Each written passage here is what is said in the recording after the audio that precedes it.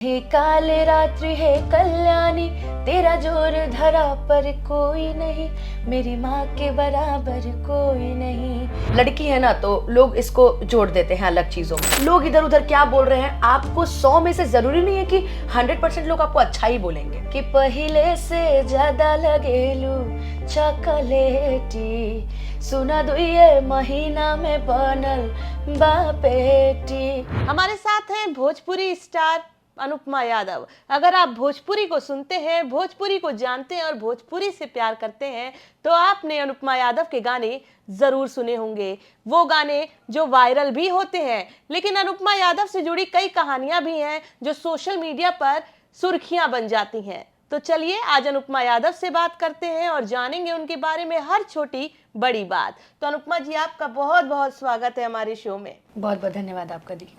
आज हम सबसे पहले बात करेंगे पावर स्टार पवन सिंह की। आग नहीं तो धुआं कहां से उठा? सबसे पहला सवाल आपका जो है वो पवन जी मेरे गुरु हैं, जिन्हें मैं बहुत मानती हूँ। और शायद मैं ही नहीं, जितने भी भोजपुरी में गायक हैं जो अच्छा गाते हैं, 99.9% लोग पवन सिंह जी से सीखते हैं और वो पवन जी को अपना गुरु मानते हैं। तो बात यहाँ से शुरू हुई कि जब एक इंटरव्यू में मैंने बहुत दिन पहले पवन जी को भैया बोला था, पवन भैया बोला था, और अभी के इंटरव्यू से मैं उनको सर बोलती हूँ।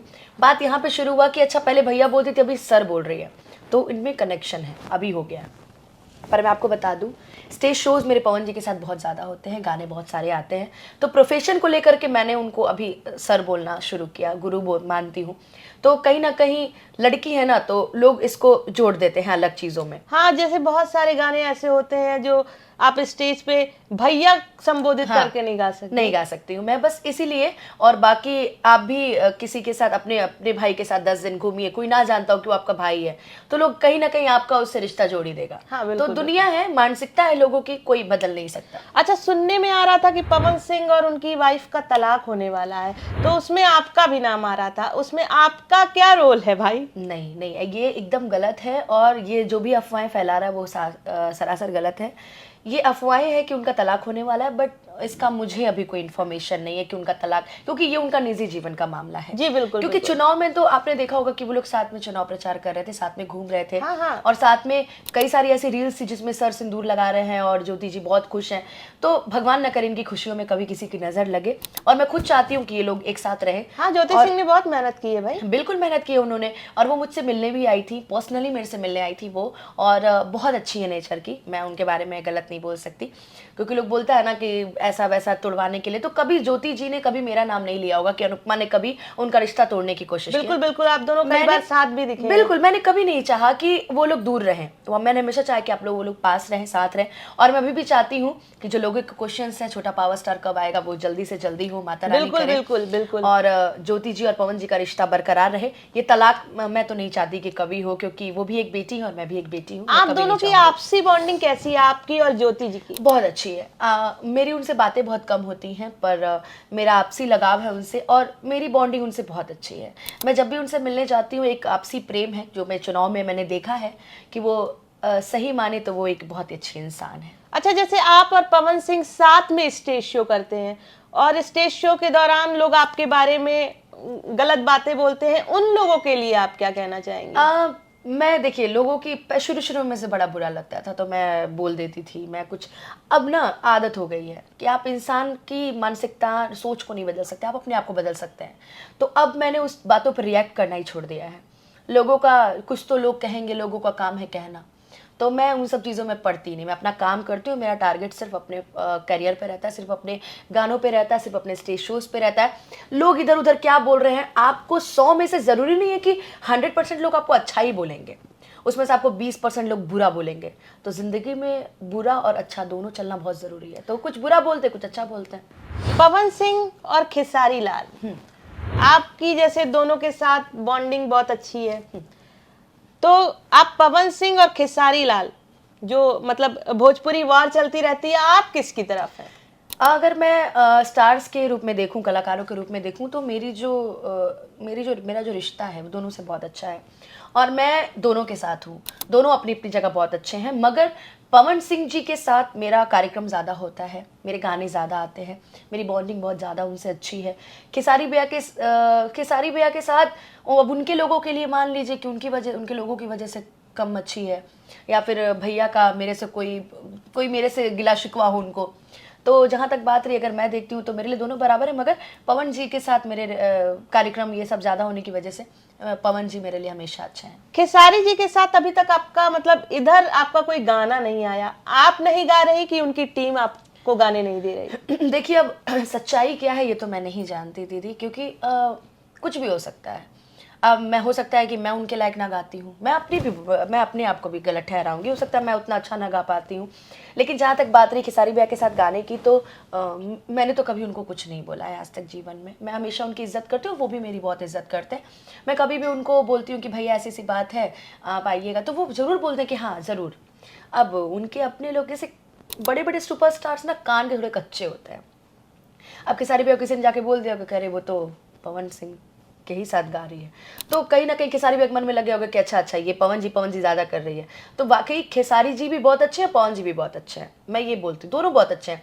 मगर अब यही है कि कुछ लोग कान भर देते होंगे, कुछ उकसा देते होंगे। बल्कि आप जहाँ भी देखती होंगी पवन जी और खेसारी जी एक साथ खड़े होते हैं जहाँ इनको ज़रूरत पड़ती है। अच्छा, हम किसी का इंटरव्यू ऐसे स्क्रॉल कर रहे थे तो देख रहे थे, तो उन्होंने बोला था कि ये दोनों सांड और भैंस की तरह लड़ते रहते हैं, तो इसमें से भैंस कौन है और सांड कौन है? अब मुझे नहीं पता जनता में कि इसमें से सांड कौन है भैंस कौन है, मैं तो नहीं जानती। पर यह है कि ये दोनों की अगर टक्कर कराया जाए तो दोनों अपने आप में महारत हासिल किए हुए हैं, दोनों सुपरस्टार, दोनों शेर हैं। मैं सांड और ये भैंस नहीं किसी को बोलती, सॉरी भाई, और उन्होंने जो भी बोला ये लैंग्वेज सरासर गलत थी। बट ये है कि दोनों आपस में शेर हैं और दोनों अपने लिए मैं मानती हूँ कि दोनों बहुत ही अच्छे दिल के इंसान हैं। आप खेसारी जी से मिलेंगी वो उतने ही अच्छे हैं, पवन जी से आप मिलेंगी वो भी उतने ही अच्छे हैं। खेसारी के साथ कोई गाना जो आपने गाया हो? खेसारी भैया के साथ मैंने गाया था कि पहले से ज्यादा लगेलू चॉकलेटी, सुना दुए महीना में बनल बापेटी, कि नई हर में रहलू टूटी टिहरी, ससुरवा में गो टैलुए जान, तलागे सैये के बेलल रोटी खैलुए जान। और ये मेरा पहला गाना था जो कि 100 मिलियन प्लस था भैया के साथ। अच्छा, आप अपने ट्रोलर्स को कैसे जवाब देती हैं? जैसे अभी हाल फिलहाल का ही एक वीडियो जिसमें बोला जा रहा था कि अनुपमा यादव माँ बन गई, आप बच्चा खिला रही थी किसी का, शायद आप कहीं गई होंगी। मैं भैया का वो बेटा है रवि सिंह राजपूत भैया का, उनको बेटा हुआ था, तो मैं एयरपोर्ट से सीधे उनसे मिलने गई थी और मैं अब उनको जवाब देना अच्छा नहीं समझती। हाँ, जब सर से ऊपर हो जाता है तो मेरे मुंह से कुछ निकल जाता है। बाकी अगर मुझे कोई ना कुछ बोले, मेरे को ना कोई कुछ कहे, तो मैं किसी को कुछ नहीं बोलती। और सोशल मीडिया ऐसे लोग न्यूज़ बनाते रहते हैं, अब कितने लोगों को इंसान जवाब देगा, कितने लोगों को लोग बोलेगा, इससे अपना ही मुंह खराब होता है। हमारे बड़े लोग कहते थे ना कि अगर कहीं पे गोबर हो और हमको जाना है तो हम गोबर के किनारे से निकल जाएंगे, गोबर पे पैर रख के नहीं जाएंगे, तो हम उसे किनारे से निकल जाते हैं। अब उनको हम कुछ भी नहीं बोलते। तीर तो निशाना तो कई लोग मेरे पे मारते हैं, मंच के थ्रू देख लीजिए। हाँ बिल्कुल, कुछ ना कुछ बोलते ही रहते हैं वो लोग। बिल्कुल, मैं बोल देती हूँ तो बुरी हो जाती हूँ, वो बोल देते हैं तो वो सत्यवादी हरिश्चंद्र। बिल्कुल, आपका एक वीडियो बहुत वायरल हुआ था जिसमें कोई नोट आपको दिखा रहा था, आप उसको धक्का मार देती हैं, वो वीडियो बहुत वायरल हुआ था। उस वीडियो की सच्चाई क्या है, मतलब आप बताइए लोगों को। उस वीडियो के नीचे कमेंट अलग अलग आ रहे हैं। आपको तो पता ही होगा बिहार में दारू बंद है, और उस वीडियो को देखने के बाद भी आपको पता चलेगा वो दारू बंद है। हम कलाकार हैं और ऊपर से कलाकार में लड़की है, भाई डर तो सबको लगता है। बिल्कुल बिल्कुल। वो पीछे से आए, वो एक फीमेल सिंगर के साथ आए थे, मैं उनका नाम नहीं लेना चाहूंगी, वो फीमेल सिंगर के साथ आए थे और मैं मंच पे खड़ी होकर गा रही थी। मैं एगो हम हमर दिल हमर जान तीनों त्योहार है, मेरे हलचल भैया का गाना है, खेसारी भैया गाए, उनका गाना मैं गा रही थी मंच पे, और वो आदमी पीछे से आता है सिगरेट लेकर के और मेरे मुंह में ऐसे नोट थमाता है। मैं यही सोचती हूँ कि लोगों की मानसिकता क्या है। अब इसमें कई लोग बोलेंगे कि नचनिया हो तो तुम्हारी मानसिकता क्या है। हर लड़की, हर बेटी के अंदर बहुत सारे रूप हैं, बस हम अपने रूप देखिए। दीदी मैं आपको सीरियसली एक बात बताऊँ, उस दिन मुझे भी बहुत बुरा लगा था। उस दिन के बाद से मैंने सोचा था कि मैं अब गायकी छोड़ दूंगी, सीरियसली, मैं बाय गॉड। लेकिन जब मैंने उस आदमी को हैंडल किया ना, मेरे अंदर हिम्मत आई, हिम्मत आई मेरे अंदर और मैंने उनको बोला कि रुको रुको रुको, एक भाई अपनी बहन को पैसा दे रहा है। अगले दिन वो होश में आने के बाद जितना शर्मसार वो हुआ है ना, मुझे नहीं लगता धरती पे कोई आदमी हुआ होगा, क्योंकि वो सबसे ज़्यादा वीडियो वायरल हुई थी। और मैं बेइज्जती का पैसा में दीदी मैं कभी नहीं रखती। आप इज्जत से देंगे, मैं ऐसे झोली फैला करके आपसे पैसे लूंगी कि ठीक है आप दे बिल्कुल, दीजिए। बिल्कुल। पर अगर आप बेइज्जत से पैसा देंगे, मैं पैसे लूंगी अपने म्यूजिशियंस को दे दूंगी कि भैया उनका ही भला हमारा भी भला। और कई लोग मुझे गलत बताते हैं कि अनुपमा यादव गलत है, अनुपमा यादव ये। अरे यार, एक लड़की हो करके मैं सारी चीज़ें बर्दाश्त करती हूँ, मेरा भी परिवार है।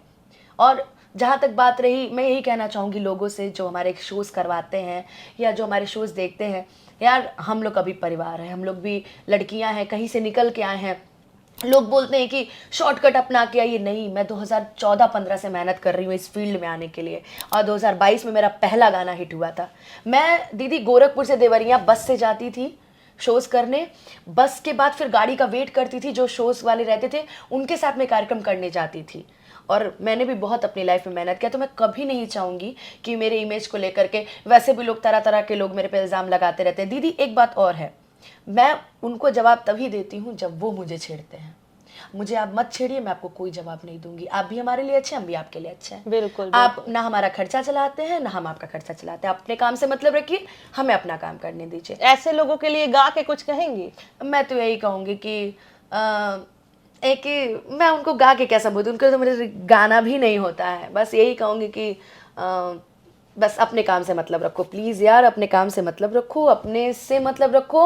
और लड़कियां जितनी भी हैं समाज में सबको इज्जत दो। जैसे आपके घर में बहन बेटी है, वैसे हम भी किसी के घर की बहन बेटी हैं। बस इतना ही कहना चाहेंगे।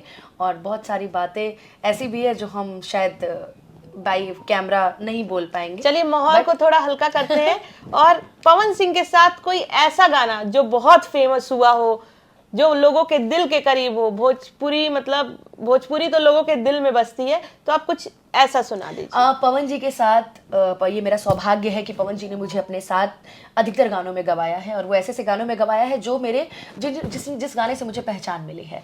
तो पवन जी के साथ के तो सारे गाने बहुत ब्लॉकबस्टर हिट हैं, बट मुझे एक गाना बड़ा पसंद है। अइला बारात करे आके हमसे बात करे, मांगे में मोबाइल नंबर लगातार हाथ धरे, कि गोरी फूल झड़ी बाड़ू पापा के परी बाड़ू, अलगलू पसारे तू तपाख पियर फराक वाली। अच्छा चलिए, अब शादी पर अनुपमा आपसे कुछ सवाल करते हैं। आप लव मैरिज करना चाहती हैं या अरेंज मैरिज? दीदी अभी मैंने इन सब के बारे में कुछ सोचा नहीं है इतना अच्छे से, बट लड़का लव मैरिज में भी मिल जाए तो चलेगा, अरेंज में भी अच्छा लड़का मिल जाए, मेरे को पसंद आना चाहिए। बिल्कुल बिल्कुल। और जीवन साथी तो पसंद का ही होना मेरी मम्मी ने कह दिया है कि तुम्हें जो पसंद है वो मुझे पसंद है, तो अभी 2 साल तो अभी नहीं। अच्छा बिल्कुल। चलिए एक गाना और कुछ गा के सुना दीजिए। एक गाना मैं अभी एक माँ के ऊपर सुना देती हूँ, क्योंकि नवरात्रि आने बिल्कुल वाला है। बिल्कुल बिल्कुल। हे काले रात्रि हे कल्याणी, तेरा जोर धरा पर कोई नहीं, मेरी माँ के बराबर कोई नहीं, तेरी ममता से जो गहरा हो ऐसा तो सागर कोई नहीं, मेरी माँ के बराबर कोई नहीं। चलिए बहुत अच्छा अनुपमा जी। अब बात बिहार की राजनीति की करेंगे। बिहार में विकास के नाम पर का बा? बिहार में विकास के नाम पे हमरा नज़र में तो अभी कुछ नहीं बा, क्योंकि वादे तो बहुत बड़े बड़े करते हैं लोग कि ये करिया वो करिया, ये करूँगा वो करूँगा, बट मुझे कहीं विकास नहीं नज़र आता। क्योंकि मनीष कश्यप जी ने मेरा इंटरव्यू लिया था, उसमें मैंने 1-2 जगह की मैंने बात की थी आरा वाले रोड की, तो भैया ने बोला कि अब तो वो पास हो गया है, अब वो रोड बन रही है, बाकी पहले उसकी स्थिति बहुत ख़राब थी। तो उन्होंने बोला कि बहुत सारी चीज़ें चेंज हो रहा है, मैं भी चेंजिंग देख रही हूँ कि होता है कि नहीं होता है। बाकी नीतीश कुमार जी का थोड़ा बहुत तो योगदान है ही है, मतलब थोड़ा बहुत क्या है योगदान उनका। सड़कें उन्होंने हर जगह की एकदम चकाचक बनाई है बिहार में। हाँ बहुत अच्छी सड़क है, वो अक्सर टूट जाती है, पुल बह जाता है। अब पुल तो बहुत बहता है। अब ये पुल वाले से याद है, पुल तो बहुत बहता है भैया, पुल मजबूत बनाओ, में कार्यक्रम करने जाना होता है, हमारे घर में परिवार है, ऐसा ना हो पुल जाए, माता रानी ना करे ऐसा कभी हो। तो पुल भैया अच्छा बनाओ, थोड़े से के चक्कर में किसी की जान मत डुबाओ, ठीक है? तो पुल थोड़ा अच्छा बनाओ, बिहार में विकास करो। आपको क्या लगता है बिहार को कौन चला सकता है? बिहार को एक युवा नेता चला सकता है, जिसकी युवा सोच हो, जो युवा के बारे में सोचे, समझदार हो। अभी मेरे नज़र में 2 युवा नेता हैं जिनका नाम है तेजस्वी यादव और दूसरे चिराग पासवान जी। हाँ, मतलब मैं आपसे सवाल भी करना चाहती थी कि इन दोनों में अपनी जो राजनीतिक विरासत है वो अच्छे तरीके से कौन चला रहा है? दोनों ही अपने लिए महारत हासिल है, दोनों को। क्योंकि चिराग पासवान जी एक खुद ही स्वर्गीय रामविलास पासवान जी के बेटे हैं, और रामविलास पासवान जी ने भी बहुत सारे कार्य किए हैं। हाँ, उनका तो काम हाँ, बिल्कुल। और जहाँ तक बात रही तेजस्वी यादव जी की, तो हमारे लालू यादव जी के बेटे हैं, तो दोनों अपने क्षेत्र में बहुत आगे हैं। अब चिराग पासवान जी का देखना है, वो सांसद बने हैं, बहुत बहुत बधाई। और मेरे हिसाब से दोनों ही बहुत अच्छा काम कर रहे हैं। राहुल गांधी पर आपकी क्या टिप्पणी है? राहुल गांधी को आप किस तरीके से देखती हैं? जिस तरीके से जो 2024 का अभी जो हाल फिलहाल वाला चुनाव हुआ है, उसके बाद राहुल गांधी को देखकर आपको क्या लगता है? इनके बारे में कुछ ज़्यादा नहीं बोल सकती, क्योंकि कहते हैं ना कि जिसके बारे में ना जानो उसके बारे में ना ही बोलना ठीक होता है, तो इनके बारे में कोई टिप्पणी नहीं करना चाहूँगी, ठीक ही है सब। अब बात करेंगे क्रिकेट की। क्रिकेट में रोहित या विराट? पहले मुझे विराट पसंद थे, वो अनुष्का शर्मा के हाँ, husband। बिल्कुल बिल्कुल। अभी मुझे हार्दिक पांड्या पसंद है। अरे वाह। क्योंकि पिछले मैच में उन्होंने जिताया भी है, और दूसरी बात ये कि उन्होंने एक सीख दिया है कि जब इंसान के दिल पे चोट लगती है ना, इंसान के पैर में चोट लगती है तो ब्रेक हो जाता है, जब इंसान के दिल में चोट लगती है तो इंसान बहुत आगे जाता है। हार्दिक पांड्या को बहुत ट्रोल किया जा रहा था जब वर्ल्ड कप हुआ, तो उस दौरान हार्दिक पांड्या बहुत ट्रोल हुए, तो उस पर आप क्या कहेंगे? दुनिया है, ट्रोल करती रहती है, अब मैं ही कम ट्रोल थोड़ी होती हूँ। अब आपके इंटरव्यू के बाद से मैं थोड़ी और ट्रोल होंगी, तो ये क्योंकि हमारा बिहार जो जाति में बटा हुआ है, यादव समाज, राजपूत समाज, भूमिहार समाज, पंडित समाज, तो अलग अलग लोग हैं। तो जहाँ तक बात रही, मैं तो इतनी ट्रोल होती रहती हूँ कि अब मैंने मम्मी पापा को भी बोल दिया कि मम्मी पापा तुम सोशल मीडिया देखा ही मत करो, इसलिए कि कहते हैं ना कि बुराई नहीं होगा तो फिर लोग कहते हैं ना कि अरे एक बड़ी अच्छी कहावत है दीदी कि जो बराबरी नहीं कर पाते हैं वो बुराई करते हैं। हाँ, बिल्कुल। तो जहाँ तक बात रही ट्रोल की, तो मैं भी बहुत ट्रोल होती हूँ। तो हार्दिक पांड्या जी मेरे इसलिए भी फेवरेट हैं क्योंकि उन्होंने अच्छा खेला भी है, और उनके साथ जो भी हुआ अच्छा नहीं हुआ, जो भी हुआ नहीं होना चाहिए था। बट आप हमेशा हैप्पी रहिए, आपको हैप्पी देके हम हैप्पी रहते हैं। बट दीदी मेरा सबसे फेवरेट जो क्रिकेटर है वो है महेंद्र सिंह धोनी। महेंद्र सिंह धोनी की तो बात ही अलग है भाई। हाँ, वो मेरे बहुत ही फेवरेट हैं, और मैं मरने से पहले एक बार उनसे जरूर मिलना चाहूंगी।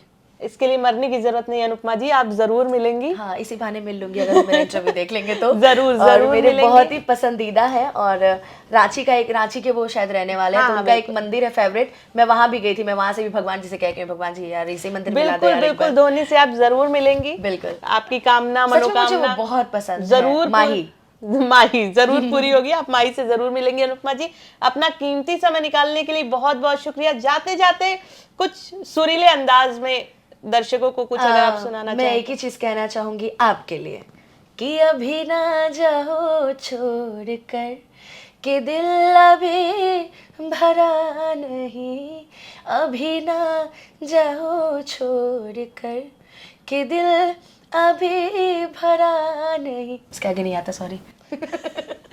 तो हमारे साथ थी अनुपमा यादव, ये भोजपुरी की जानी मानी कलाकार हैं, संगीतकार हैं, जिसे दुनिया जानती है। लोग इनका गाना सुनने के लिए बेचैन रहते हैं। तो अभी फिलहाल के लिए इतना ही, आगे और कलाकारों से बात करेंगे, राजनेताओं से बात करेंगे। तब तक के लिए जय हिंद।